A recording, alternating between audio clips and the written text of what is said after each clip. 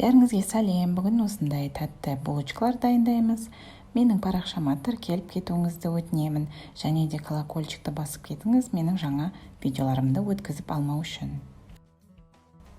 300 грамм жылы сүт алып, оның үстіне құрғақ ашытқы саламыз. 7 грамм. 50 грамм қант қосамыз. Және де 5 қасық ұн салып араластырамыз.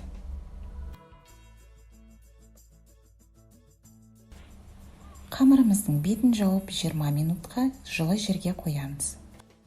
2 жұмыртқаға 1 кішкентай қасық тұз салып, оның үстіне 70 грамм өсімдік майын қосып араластырамыз.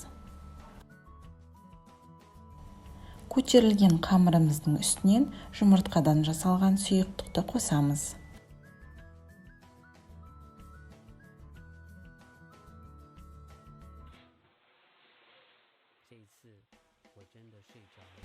Енді қалған 530 грамм ұнымызды жайлап біртіндеп қосамыз. Асықпай араластырып отырамыз.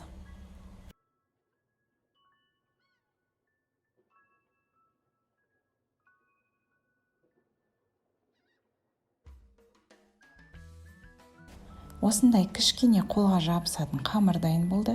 Ыдысымыздың жан-жағына өсімдік майын жағып, қамырымызды салып, бетін жауып, 1-2 сағатқа жылы жерге қоямыз. Мінекей біздің қамырымыз әп-әдемі болып 3 есе көтерілді. Енді қамырды ыдыстан шығарып, кішкене илеп, 2 бөлшекке бөліп, әр бөліктен рулет жасаймыз. Ол 2 рулетті тағы да бөлшектерге бөлеміз. Әр бөлшекті әдемілеп домалақтаймыз. Бәрін жасап болғаннан кейін 15 минутқа бетін жауып қоямыз.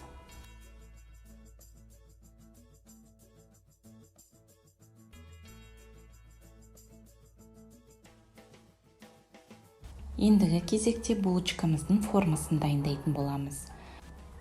Домалақша қамырымызды алып, 4 бұрышты форма жасаймыз.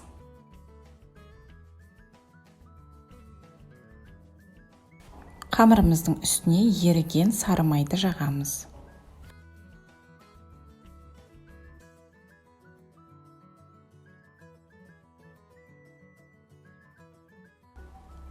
Және оның үстіне 1 кішкентай қасық қантты себеміз.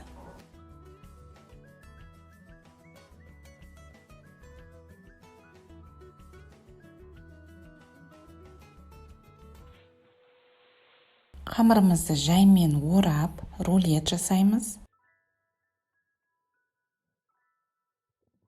Bir жақ жағын жақсылап жабыстырамыз.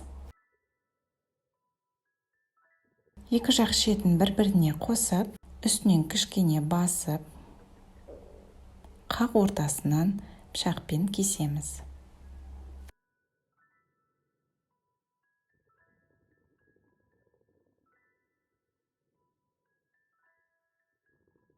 Видеодағыдай бәрін жасасаңыз, керемет жүрек секілді булочканың формасы дайын болады.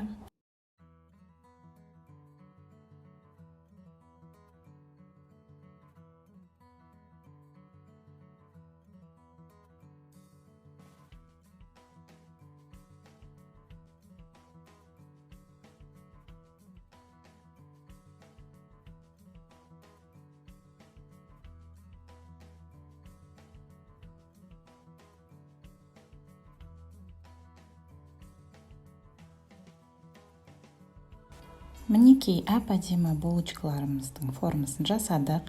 Енді үстінен сүтті жағып шығамыз. Секерді аямай себеміз, себебі булочкамыздың сырты тәп-тәтті қытырлақ болып шығады. Міне біздің тәтті булочкаларымыз да дайын болды. Бәліштеріміздің ішінен жып-жұмсақ, сыртынан қытырлақ болып, керемет болып пісті. Міндетті түрде үйлеріңізде дайындаңыздар. Қарағандарыңызға көп рахмет. Комментарийға пікірлеріңізді жазып кетуіңізге болады. Ас болсын бәріңізге.